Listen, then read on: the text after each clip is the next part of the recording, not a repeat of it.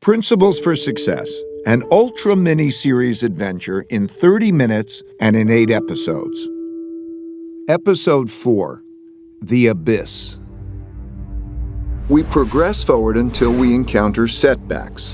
Whether or not we get out of them and continue forward or spiral downward depends on whether or not we're willing to face the failure objectively and make the right decisions to turn the loop upward again.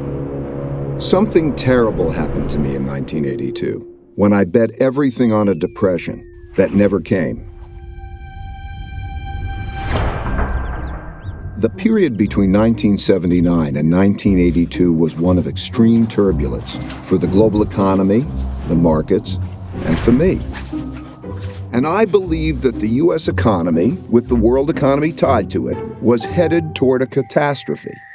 This view was extremely controversial.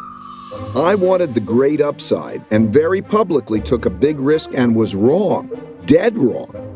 After a delay, the stock market began a big bull market that lasted 18 years, and the U.S. economy enjoyed the greatest growth period in its history. This experience was like a blow to my head with a baseball bat. I had to cut my losses so that my company, Bridgewater, was left with one employee. Me. I was so broke I had to borrow $4,000 from my dad to pay my bills. But even worse was having to let go the people I cared so much about.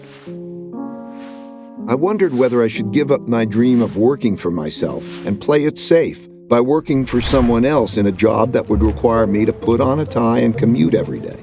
Though I knew that for me, taking less risk would mean having a less great life.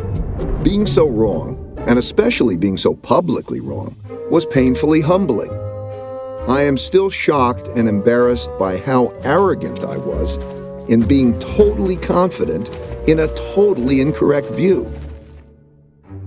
Though I'd been right much more than I'd been wrong, I had let one bad bet erase all my good ones.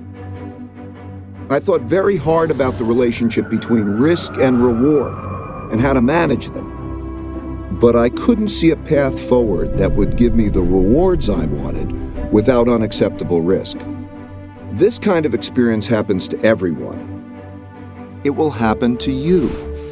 You will lose something or someone you think you can't live without, or you will suffer a terrible illness or injury, or your career will fall apart before your eyes. You might think that your life is ruined and that there's no way to go forward. But it will pass. I assure you that there is always a best path forward, and you probably just don't see it yet. You just have to reflect well to find it. You have to embrace your reality.